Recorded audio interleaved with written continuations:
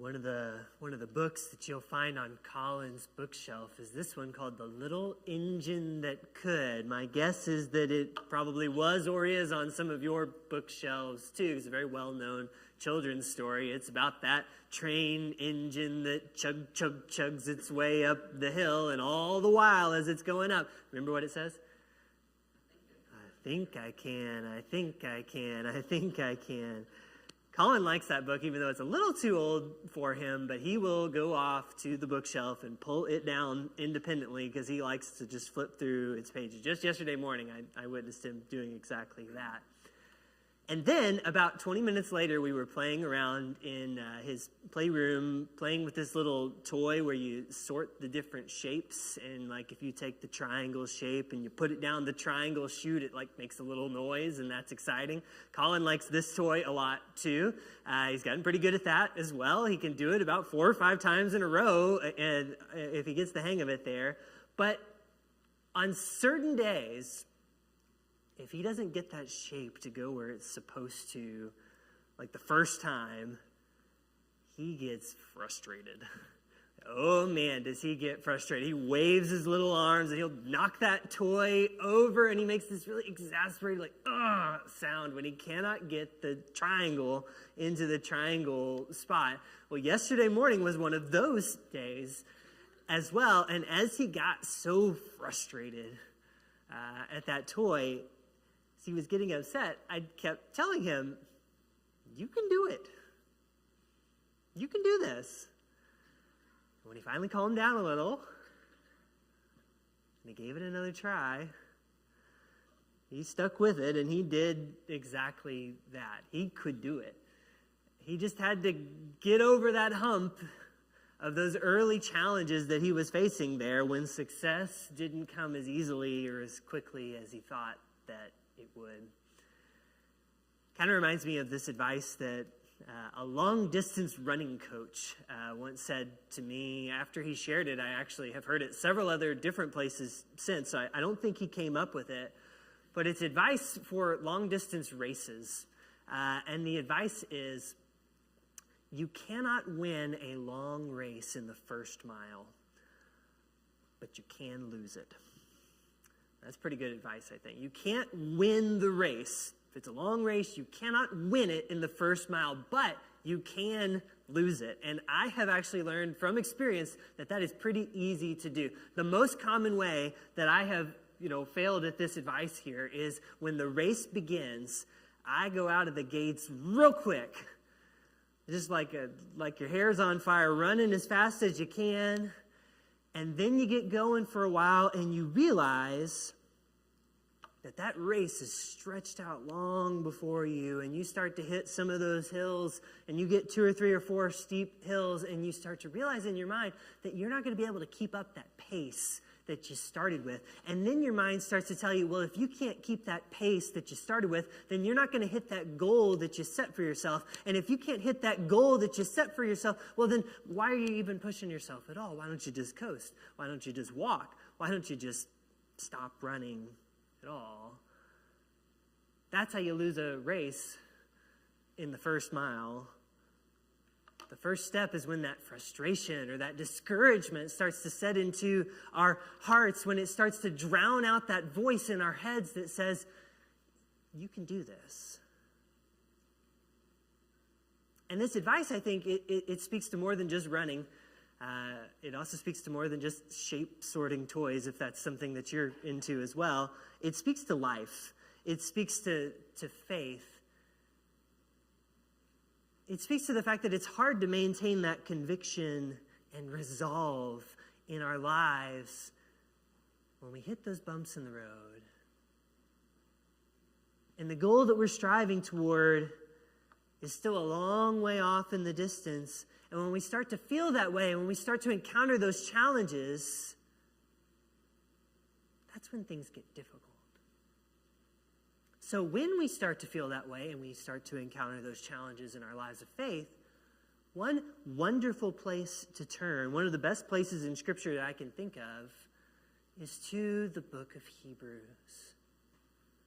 Now, the book of Hebrews is known for a lot of things. One of the things that it's known for is that it has all of these very elaborate arguments about how Christ is superior to everything and everyone that came before Jesus. And it makes all these comparisons to the Old Testament and some of the nitty-gritties of the sacrificial system in the Old Testament and what the priests would do when they went to the temple, and some comparisons to what Jesus did symbolically with the life that he lived on the earth. And I think some of our ladies in ladies' Bible class have been studying this book. You know there's a lot of depth to this book. It can be, and sometimes, very complex. There's a lot to unpack there. In the scholarly world, this book is known for having the most sophisticated Greek in the whole New Testament. It's the one that when your poor Bible students are in Greek class, this is the one that makes them wave their arms and throw the book and say, ugh, like Colin with that toy, because it's hard. It's hard to get through what Hebrews is saying. So Hebrews is often known for its complexity. But one of the gifts it gives us is incredibly simple. One of the gifts that Hebrews gives us is it gives us reasons for patient endurance toward that goal of that hope that we have in Jesus.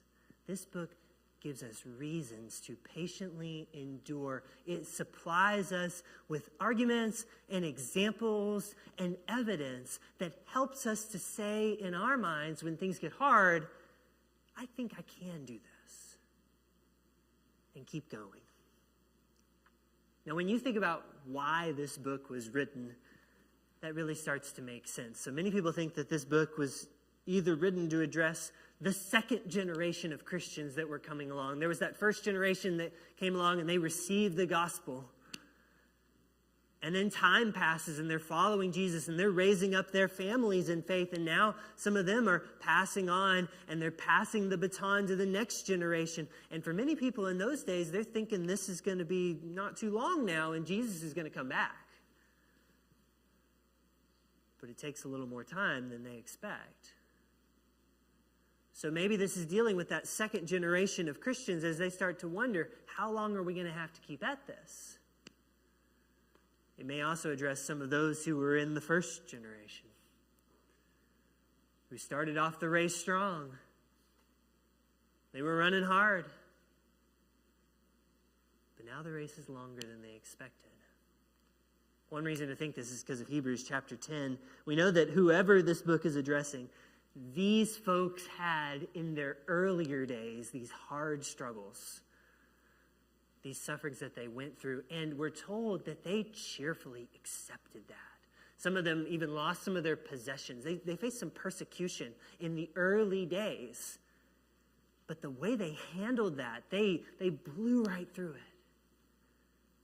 They cheerfully accepted it. They maintained their faith. They were running strong when they began their race of faith.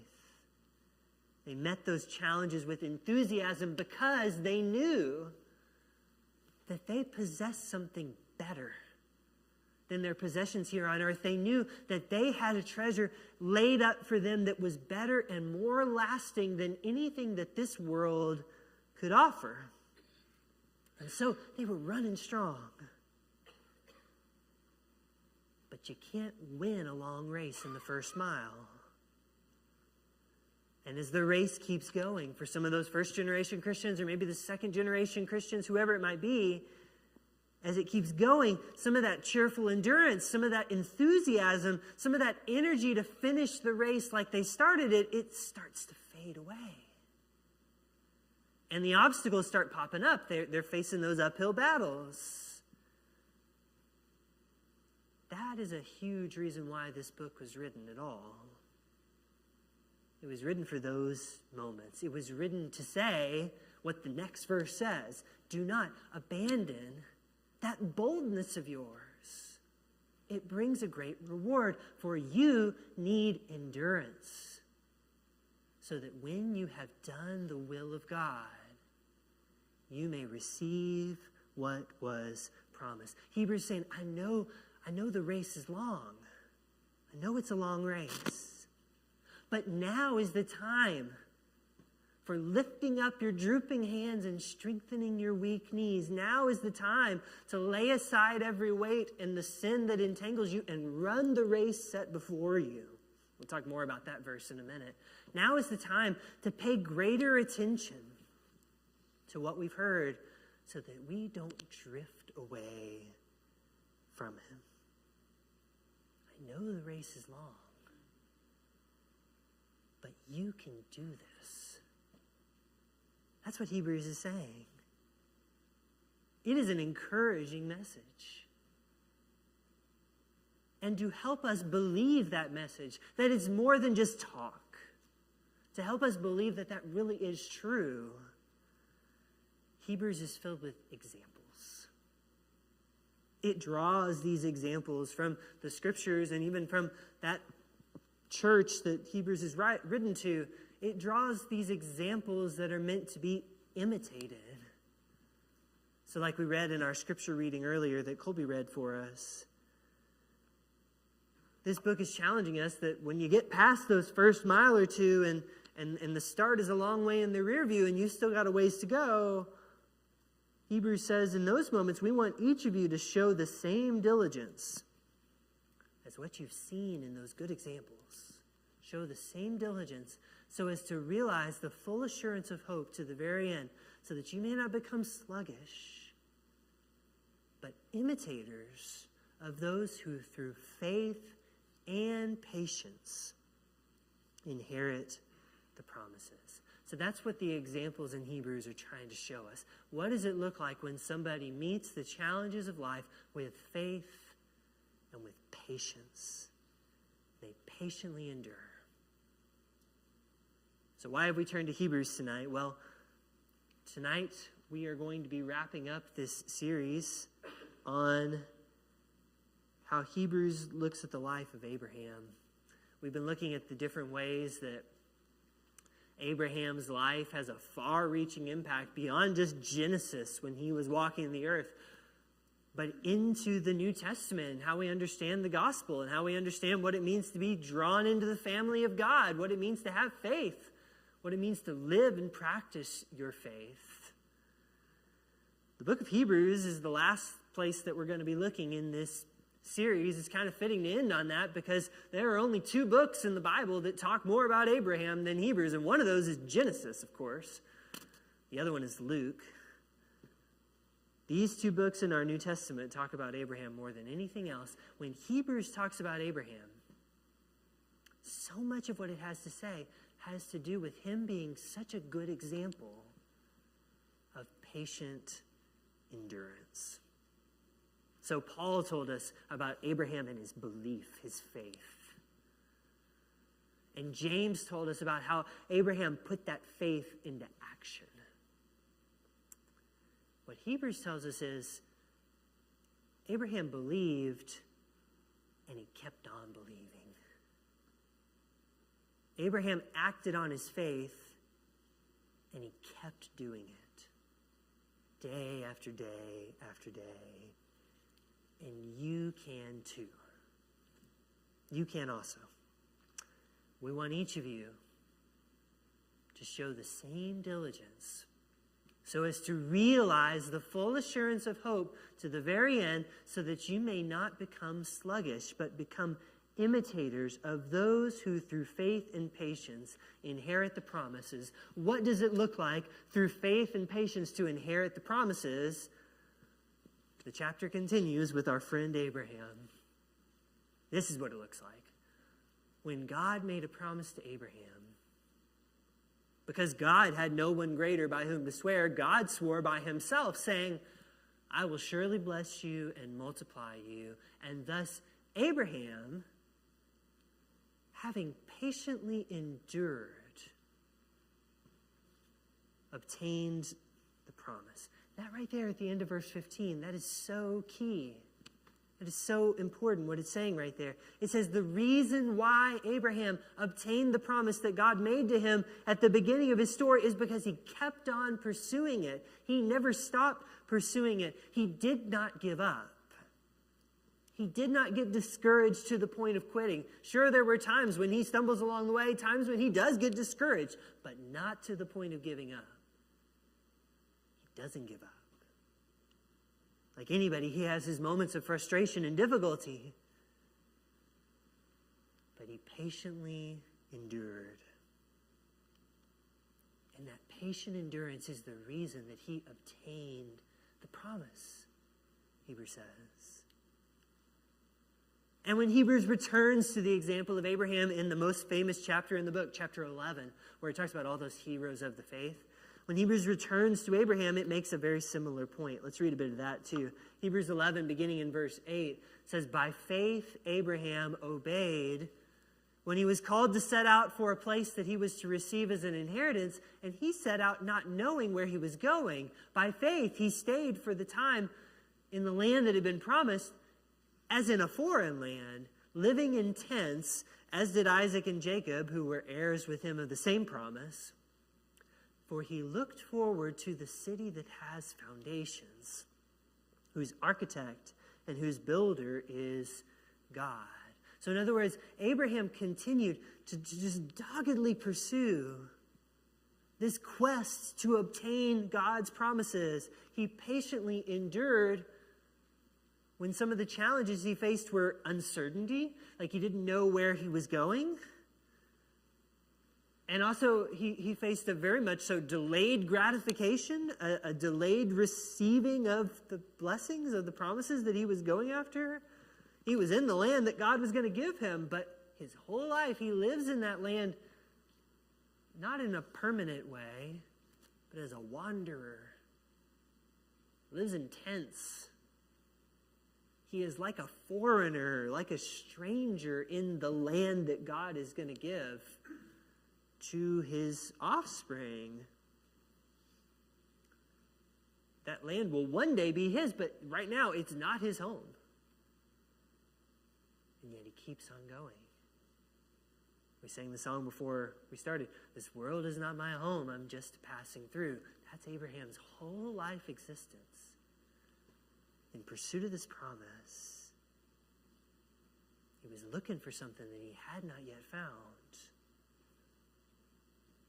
And you know, because we've studied Abraham's life enough here lately, he had to wait such a long time for so many of the things that he was setting his hopes on.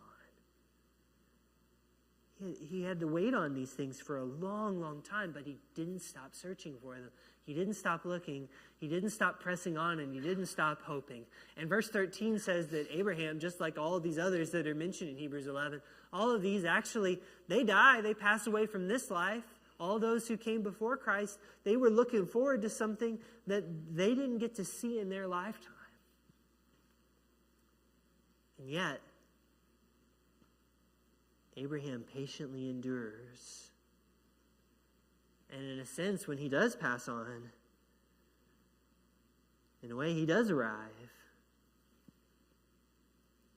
Gets to see the city whose architect and builder is God.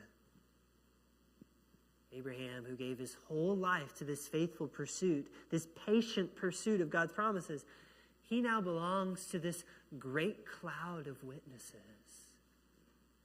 who have gone before all of us who are now engaged in the same pursuit of faith that they were. Hebrews says this whole cloud of witnesses, they went before you. They ran the race themselves. And now you can think about them, and it serves a purpose for you. It encourages us, motivates us. It testifies to the fact that the race can be run. This cloud of witnesses and all those that are mentioned, Abraham and Isaac and Jacob and Moses and the many others in Hebrews 11, those are examples that are meant to help us believe in our hearts that we can do what they did. We can faithfully endure. We can run with perseverance the race that is set before us. We can do that if we are willing to do these things. Let's talk about two things we need to be willing to do. one thing we need to be willing to do is to lay aside the things that weigh us down and the things that hold us back. And one of those things is sin. Hebrews describes sin as clingy. It clings to you. It holds on to you. I don't know why this is, but I have the picture of like if you're trying to run a race through the jungle and there's all these vines hanging down and you have to work your way through it. And that's what it's like when sin is clinging on to you, holding you back. It's got to be cut away. It's got to be cut out. If we're going to run the race and not give in to discouragement, then it needs to be laid aside. It's interesting that some other things need to be tossed aside too. Interesting to me that Hebrews presents two separate things here. It talks about sin. That's probably something we might expect. But there's also this whole other thing. Every weight, it says. What is that? Seems like it's something other than sin, because it's dealt with here separately. But whatever it is, it's something that has a similar effect. It's something that holds back, weighs down our race. Something that may discourage us or throw us off track. Can you think of things that, although they might not be sinful, they could still be burdensome to your pursuit of the promises of God? If you really stop and think about that, you probably can think of some things. Every weight could mean those other pursuits in our lives that distract us from the ultimate pursuit. Some of those things may be well and good, but if they're distracting us, weighing us down from the ultimate pursuit, then we have to wonder how it affects our running the race with perseverance, the race that is set before us. Every weight could be those worries and concerns that weigh so heavily on us that they sap our strength and make it hard for us to keep going. Every weight could include some of those responsibilities in our lives, some of which we should and must keep up. But maybe the way that we carry them needs to change. Maybe we can carry them, on one hand, maybe we can learn to not carry them pridefully, as if we must carry everything in our lives alone, rather than sharing our burdens with one another and with the Lord, so that we can run the race better. Some of the things we carry on our shoulders, we don't have to bear alone. Maybe we have to ask ourselves why we do. Hebrews says in order to run our race like Abraham did, to patiently endure, we have to pay attention to the ways that both sin and other things might hold us back from that. No matter what those things might be. Either one of those kinds of things can be a source of discouragement to us. But when we look to people like Abraham, we remember, you can do this. And then, of course, we also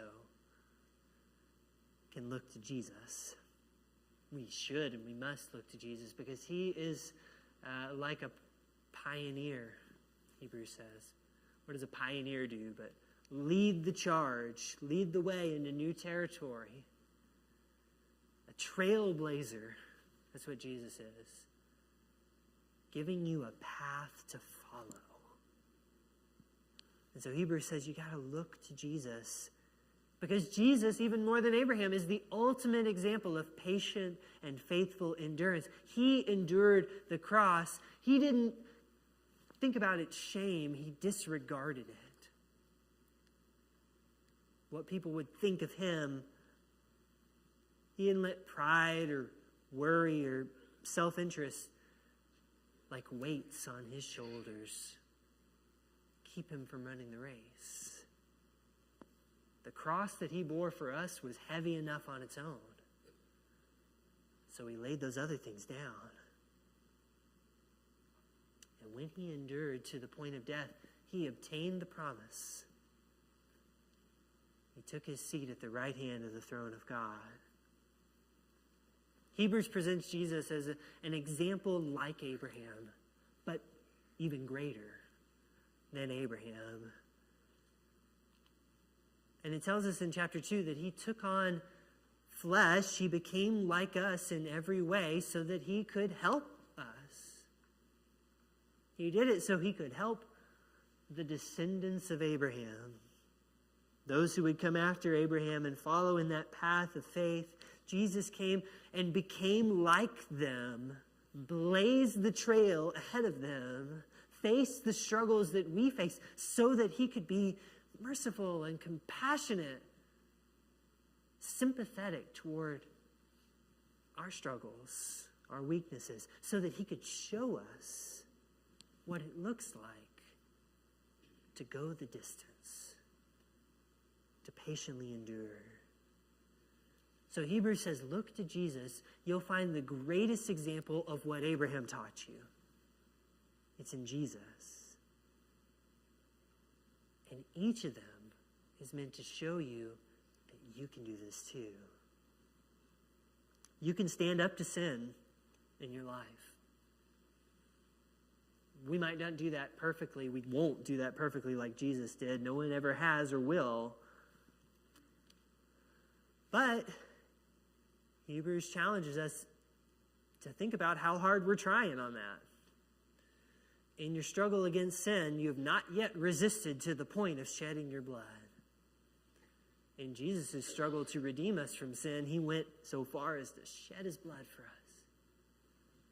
How far are we willing to go? We can fight harder. And even when we fail at that, even still, we can stand because we have this merciful and faithful leader who understands what it's like to be tempted and weak because he became like us in every way. And that's who's going to stand up for you and be your advocate. That's who's going to be your intercessor before the Lord. All those complicated arguments about the priestly stuff from the Old Testament, it's meant to make that point. That's who your intercessor is. That's who's standing up for you. When we face difficulties in life that make it hard to endure, like when we're just facing the uphill battles of life and the world as it is, whatever it may be that we're facing, Hebrews says don't stop trying. Think of it as training. Think of it as practice, discipline. Like a parent who trains a child with discipline and doesn't just swoop in and do every last thing for their child because, how else would they learn? How else would they grow? Hebrews says, think about the things we face in life like that. Discipline always seems painful. It's not pleasant. But in time, it yields the benefit. The peaceful fruit of righteousness to those who have been trained by it. Therefore, lift your drooping hands. Strengthen your weak knees. Translation of that is, you can do it.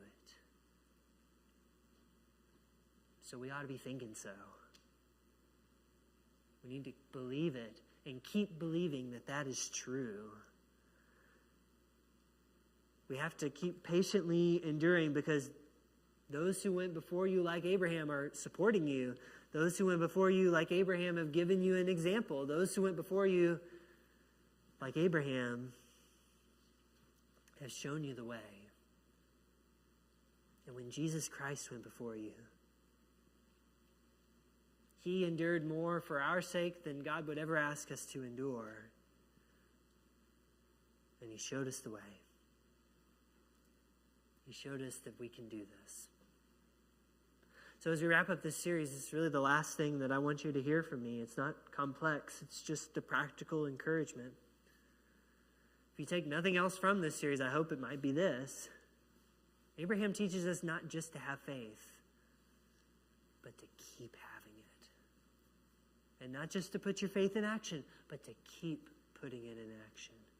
Day after day, mile after mile, for as long as it takes until you reach the promise. Abraham was just a person like we are, but he showed that this can be done amidst very great challenges. and a whole lot of waiting. We ourselves may be facing our own unique challenges right now, be them great or small. But with an example like this, we're encouraged to hold on to your resolve. Keep running the race with belief and confidence in your heart that it can be completed. However much we may stumble along the way, it will be worth it to reach the finish line. Maybe this speaks to you tonight in one way or another. Could be the part about laying aside sin in our lives, and maybe that's where the work needs to be done. Maybe it's some of those other things that weigh heavily on us right now. As I mentioned, Abraham dealt with uncertainties. He dealt with the sense of delay and expecting something but having to wait on it. Those are all things that he dealt with too.